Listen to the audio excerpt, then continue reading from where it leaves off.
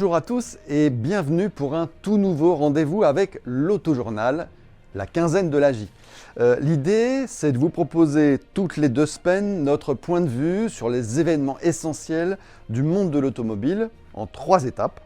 D'abord, la découverte d'un nouveau modèle, ensuite un essai et enfin l'analyse d'une question sociale ou économique qui buzz un peu dans l'actualité.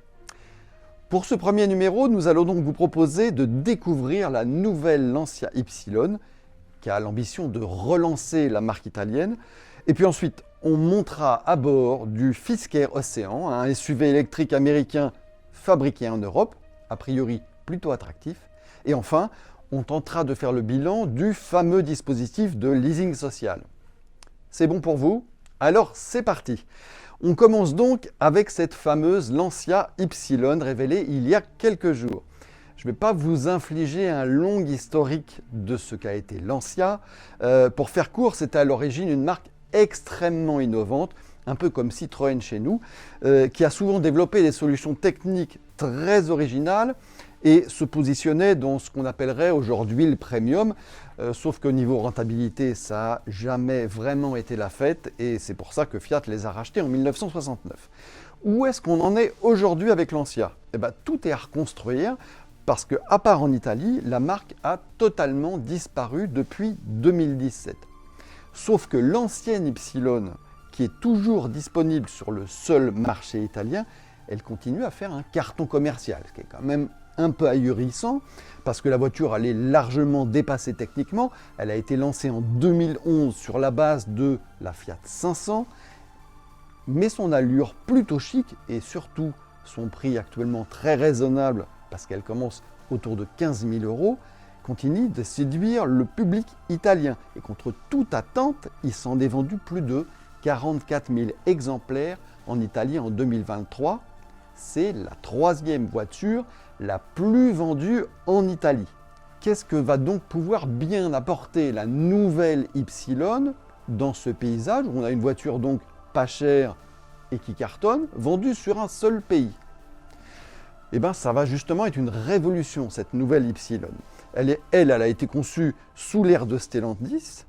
Elle est le modèle qui doit relancer la marque Lancia à l'international et en faire devenir une réelle marque premium au sein du groupe. La nouvelle Y débarque donc sur une base technique bien connue, celle des Peugeot 208 et des Opel Corsa. Elle aurait pu tomber plus mal en termes techniques puisqu'on parle ici donc du moteur électrique de 156 chevaux qui est associé à la batterie de 51 kWh pour une autonomie annoncée à 403 km, annoncée en WLTP bien sûr. Car oui, évidemment, la nouvelle Y, elle est électrique. Côté dimension, on est dans une copie quasi conforme des 208 et Corsa. Avec 4,08 m de long, la Lancia est juste 2 cm plus longue que la française et 1 cm plus basse. La différenciation, on le voit, elle ne va pas être sur le volume global, mais elle va être réellement sur le style. Et là, clairement, on peut féliciter les designers, parce que connaissant les contraintes de départ de la base et aussi les contraintes de coût au terme de Stellantis, ils ont fait plutôt du bon travail, même si c'est à vous de juger quand vous verrez la voiture en vrai. Sur le profil de la voiture, on retrouve quand même globalement le volume de la 208 ou de la Corsa. Mais en revanche, les faces avant et arrière, elles sont vraiment très distinctives. Alors à l'arrière, on joue un peu avec les feux ronds et on nous dit oui, c'est le retour des feux de la Stratos. Bon, quand on voit le volume de la voiture, on n'est pas tout à fait exactement dans l'évocation du Stratos, mais quand même, cette voiture, elle a une très forte personnalité en dépit de ces gènes techniques qui, eux, sont communs à toutes les productions Stellantis. Cette différenciation, elle se retrouve à l'intérieur et là, le traitement est vraiment chic, même si ça, là encore, ça nécessitera d'être jugé en vrai et d'aller toucher les matériaux, mais on joue vraiment la carte du design et de la mode intérieure à l'italienne.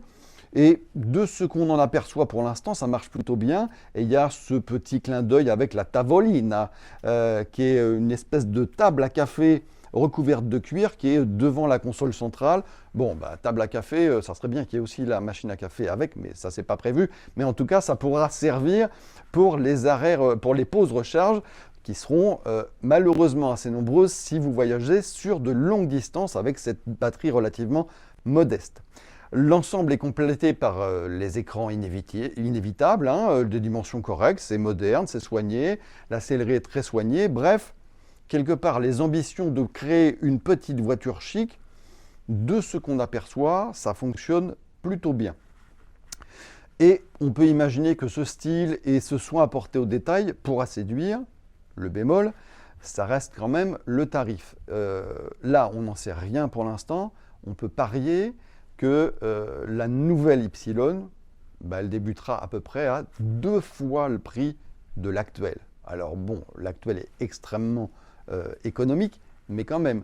Là, on voit bien que la clientèle de l'Y actuelle, elle va avoir beaucoup de mal à franchir le cap, en tout cas en électrique. Qu'est-ce qu'elle apporte donc de nouveau, cette nouvelle Epsilon, et est-ce qu'elle va pouvoir faire oublier l'ancienne? Alors évidemment, c'est compliqué sur ce marché domestique en Italie, d'autant plus qu'en Italie, les voitures électriques se vendent très mal. C'est seulement 4% du marché à peu près en 2023, quand en France, on est à plus de 16% du marché pour les voitures électriques. On voit bien que ce n'est pas gagné de vendre une voiture électrique relativement chère, de petite taille, au marché italien. Mais pour le reste de l'Europe, on peut imaginer que ça peut compenser en partie cette baisse due au seul marché italien. Et puis surtout, on peut imaginer, et c'est très vraisemblable, que comme pour la cousine 208 et la cousine Corsa, à terme, on ne sait pas encore quand, on n'est pas du tout là dans ces annonces-là, mais évidemment, les motorisations mild hybrides, donc avec un moteur thermique et une petite batterie, elles vont arriver. Et que ça, ces motorisations thermiques-là, elles vont quand même nettement faire baisser le prix et booster la diffusion de la nouvelle Y. On change de registre et maintenant, on va passer à notre essai de la quinzaine. Et là, pour le coup, en termes de dimension, ça change, mais pas de motorisation puisqu'on est aussi sur un véhicule électrique. Nous vous présentons en effet le Fisker Océan, un bon gros bébé de 4,78 m de long et de 2,4 tonnes. Oui, c'est du lourd et c'est américain comme Tesla. Le nom de Fisker vous est peut-être pas complètement inconnu. Henrik Fisker, c'est un designer danois d'origine qui a produit dans une vie antérieure des dessins de très belles voitures, la BMW Z8 par exemple, ou les Aston Martin DB9 ou V8 Vantage des années 2000. Il avait un très bon coup de crayon. Il a ensuite fondé une première entreprise qui portait son nom et qui a produit des grandes berlines hybrides rechargeables qui étaient spectaculaires, très belles, mais qui commercialement n'ont pas rencontré un succès colossal et l'entreprise a été revendue, bref. Là, Henrik Fisker, il en est à sa deuxième entreprise. Et il s'appuie techniquement sur des Autrichiens. L'équipementier Magna Steyr, qui est donc basé en Autriche et qui a une usine. Et ces Fisker Océan, ils vont être produits, ils sont déjà produits dans cette usine autrichienne, ce qui n'est pas complètement anecdotique. D'abord, ce n'est pas un constructeur chinois, ce n'est pas si courant pour les nouveaux constructeurs aujourd'hui. Et deux, ça peut lui permettre d'accéder au bonus écologique en France sur les versions à petite batterie. Donc là, Henrik Fisker revient à la charge. Je vous passe le colossal jeu de mots sur la charge électrique, avec ce SUV électrique d'allure très américaine. Et qu'est-ce qu'il apporte de nouveau, ce gros SUV électrique américain produit en Autriche? Déjà, il arrive avec 2 tailles de batterie, avec des prestations et des tarifs qui sont bien différents sous une même silhouette. La petite version baptisée Sport, elle propose 73 kWh et 440 km d'autonomie en WLTP pour un prix de 43 990 € hors bonus. C'est celle-là qui pourra prétendre au bonus écologique français et qui la ferait passer du coup sous la barre des 40 000 €. La version haute, dite Ultra Range, annonce pour sa part 707 km d'autonomie grâce à une grosse batterie de 106 kWh net. c'est juste le record d'autonomie pour les SUV de cette taille. Évidemment, ça a un coût.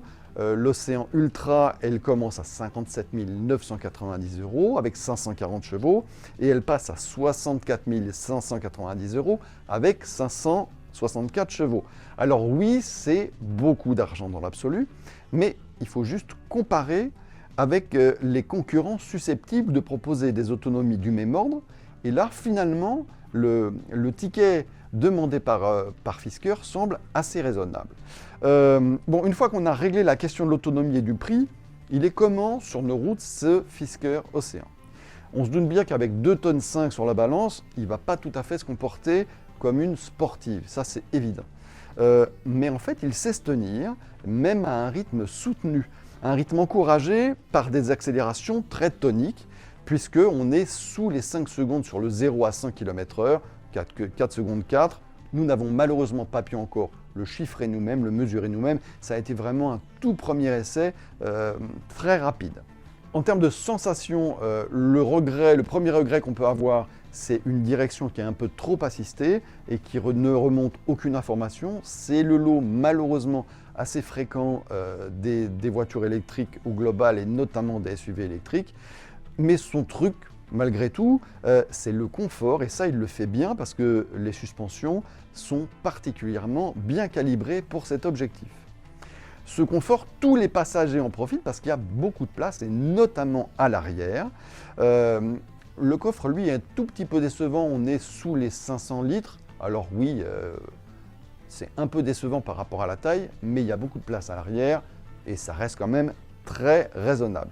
À bord, l'ambiance, elle est soignée, elle est lumineuse grâce à un immense toit vitré qui peut même être solaire et permet de recharger plusieurs kilomètres par journée d'exposition au soleil. Bon, là, en ce moment, en plein hiver, ça ne sert pas à grand-chose, mais bon, ça ne retire rien. Et a une philosophie de design qui est assez épurée, mais qui ne va pas jusqu'aux excès de Tesla. En clair, outre l'immense écran rotatif central, le conducteur a le droit à son afficheur face à lui dans l'axe du volant, ce qui est quand même plus pratique pour conduire. Et puis il y a aussi des commandes physiques qui sont encore là, ce qui n'est plus le cas chez Tesla par exemple. Pour le reste, on va vous laisser juge du style. Ça joue les costauds, robustes, mais le Fisker Océan, il soigne bien ses détails, comme ses poignées de porte encastrées à fleurs de portière, vraiment très très belles, ou encore des feux arrière très élégants. En termes de matériaux, on n'est pas chez Mercedes ni chez BMW, mais globalement, la voiture ne fait pas de chip, on est bien à bord, il y a de la place, c'est clair, on se sent bien. Est-ce que ça va suffire pour séduire la clientèle européenne? Sur le papier et volant en main, on peut dire que le Fisker Océan, il a tous les atouts pour y parvenir. Il va falloir quand même régler maintenant la question de l'univers commercial, du service après-vente, de la commercialisation, pour une marque qui dispose pour l'instant que d'un seul point de vente en France, mais on nous dit que ça va évoluer très vite, donc attendons et regardons comment tout ça va se passer d'un point de vue commercial pour Fisker. On va terminer notre petit tour d'horizon de la quinzaine par un sujet qui a pas mal fait jaser ces dernières semaines, le fameux leasing social ou la voiture électrique à 100 € par mois. Qu'est-ce qui s'est passé et pourquoi ça s'est arrêté si vite? Ça a juste été victime de son succès. Et on peut le comprendre parce que bénéficier d'une voiture électrique neuve pour environ 100 € par mois, quand on dispose de revenus limités, c'est une aubaine. Évidemment, il ne s'agissait pas de voitures très haut de gamme, on n'allait pas proposer des Mercedes, des BMW ou même un Fisker Océan dans cette gamme, dans le cadre de ce leasing social, mais on pouvait tout de même trouver dans l'offre des véhicules polyvalents et séduisants, comme une Mégane E-Tech par exemple. À l'origine de ce dispositif, il y avait le constat que, d'une part, les contraintes environnementales, elles étaient de plus en plus fortes et elles risquaient de chasser les voitures les plus anciennes des grandes communautés urbaines à cause des ZFE. Et de l'autre côté, les voitures électriques sont hors de prix, ça c'est un fait, et socialement, évidemment, une classe moyenne basse, on va dire, se sentait exclue de la mobilité. En gros, on lui disait, c'est simple, tu vas prendre le train, le métro ou le vélo, et puis la voiture neuve, non, tu n'y as plus droit, c'est fini. Donc la promesse du président de la République de donner accès aux ménages les plus modestes à des voitures électriques pour une mensualité de 100 € par mois, elle venait de là. Mais bon, il y a eu beaucoup de calculs, ça a été long et compliqué. Il a aussi fallu discuter avec les constructeurs pour que quelque part ils configurent des modèles qui ne coûteraient pas trop cher. Et ça s'est mis en place en ce début d'année 2024, en janvier. L'État concrètement offrait une subvention de 13 000 € par voiture achetée qui correspondait au premier loyer. Et ensuite, il y avait 3 ans de location avec des loyers qui allaient en gros de 50 à 140 €, donc une fourchette assez large et qui permettait d'avoir une vraie voiture neuve tout à fait fréquentable pour un tarif très raisonnable. L'idée initiale du gouvernement, c'était de subventionner, on va dire, 20 000 dossiers correspondant aux critères sociaux définis, le revenu, le nombre de kilomètres effectués pour des raisons professionnelles. Sauf que le dispositif a été immédiatement submergé et il a dû être arrêté donc au 13 février, au bout à peine un mois et demi, parce que là, il y avait déjà 90 000 dossiers qui étaient entrés, dont 50 000 validés, soit 2 fois ce qui était prévu pour l'année complète. Évidemment, pour tous ceux qui pensaient en profiter un peu plus tard, c'est frustrant, mais rappelons que l'État, donc l'argent des contribuables, vous et moi, a été mis à contribution pour subventionner 2 fois plus de voitures que prévu. C'est juste une dépense de 650 millions d'euros, sachant que globalement, le gouvernement avait mis sur la table une enveloppe de 1,5 milliard pour tout ce qui est aide à la conversion vers la voiture électrique. Donc là, on en a bouffé déjà un gros paquet. Est-ce que cet argent a été gaspillé ? Eh bien, en fait, c'est difficile de le dire pour l'instant. Disons que d'une part, ça rend vraiment service à ceux qui en ont bénéficié, et qu'à moyen terme, ça va mettre sur le marché de l'occasion des voitures électriques à des tarifs abordables. Et ça, c'est une bonne chose pour tout le monde. Mais évidemment, il est clair qu'à lui tout seul, ce dispositif qui ne concerne aujourd'hui que 50 000 voitures, il ne va pas suffire à combler le fossé social qu'implique le virage de l'électrique. Voilà, c'est tout pour aujourd'hui. N'hésitez pas à suivre la chaîne de l'Autojournal et rendez-vous dans 2 semaines. D'ici là, bonne route à vous!